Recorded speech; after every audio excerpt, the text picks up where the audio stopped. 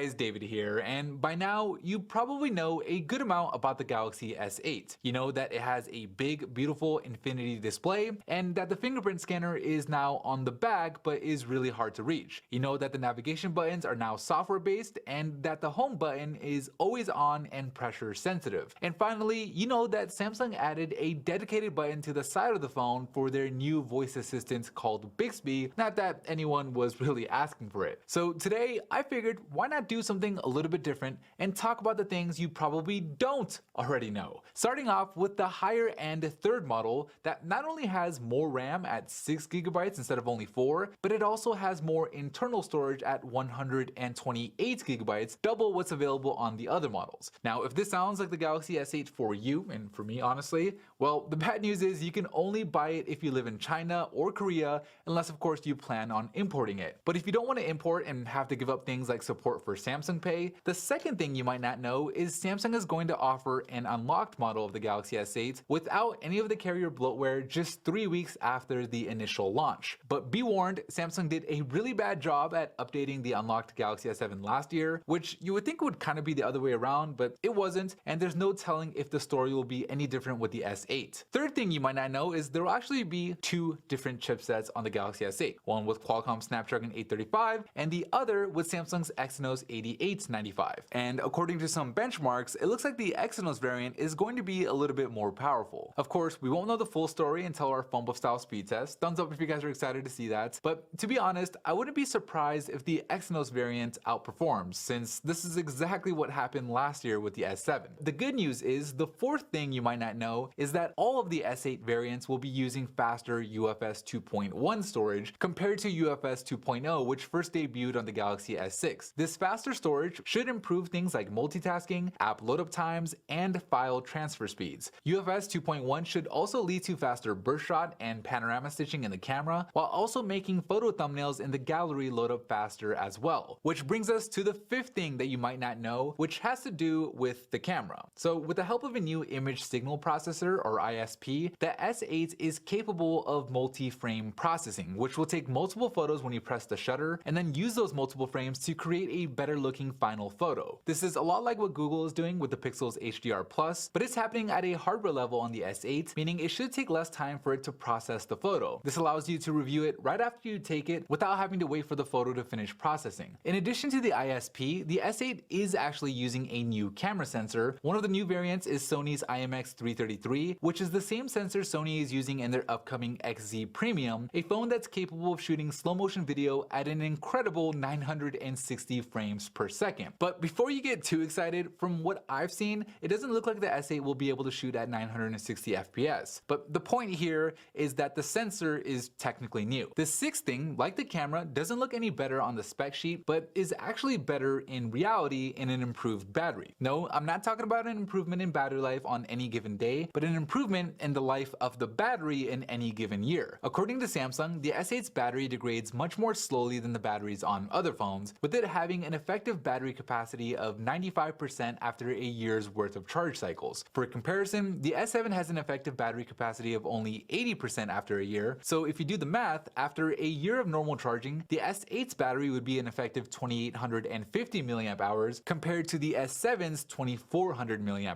So while the battery life won't be any better than the S7 on launch day, over time the S8's battery should last you a little bit longer. The seventh thing that you may not know is something that does show up on the spec sheet, and that the S8 is the first phone to use Bluetooth 5.0. Now, why does this matter? Well, in addition to having 4 times the range of Bluetooth 4.2, Bluetooth 5.0 also offers 2 times the bandwidth. One of the benefits of this is you can push audio over Bluetooth to 2 different headphones or Bluetooth speakers at the same time. Now, while this is definitely cool, the feature I'm actually more excited about is an option the S8 has to control audio output at an app level. So for example, you can set it so only the audio from your music app outputs over to your Bluetooth speaker, while the rest of the phone's audio, whether it be a Snapchat or a text message ringtone, will come through the phone's speaker itself. The eighth thing that you may not know about the Galaxy S8 is it's also the first phone to support gigabit LTE speeds, which is over double what the S7 could do. Now, for most people, this is overkill, as you probably don't live in an area that supports gigabit LTE, but if you do, then no other phone is going to give you faster data. The ninth thing that you may not know about the Galaxy S8 is Samsung didn't initially plan on putting the fingerprint scanner on the back. It was originally supposed to be under the screen where the pressure sensitive home button is, but apparently they ran into some issues where like things wouldn't have been ready in time, so they opted to put the fingerprint scanner on the back. Now like that sounds like a reasonable excuse, but at the same time I'm not sure why they couldn't have put the fingerprint scanner a little bit lower, but hey, at least Samsung added a gesture that lets you bring the notification shade down by swiping on the scanner. And then finally, the 10th thing that you may not know, or at least there seems to be some confusion about, is no, the S8 doesn't have stereo speakers, okay? It's a single bottom firing mono speaker, and from what I can tell, it's no better than the speaker on the S7, maybe only a little bit louder. However, Samsung kind of makes up for this by including AKG headphones in the box, which is supposedly a $99 value, but then again, they raised the price of the S8 by $100 over what they sold the S7 for last year. So yeah, the S8 is officially more expensive than the iPhone. Who would have ever thought? Anyways, that is it for me in this video. There will be a bunch of coverage on the S8 coming up soon, so make sure you subscribe if you haven't already. Thank you guys for watching, and as always, I'll see you in the very next episode.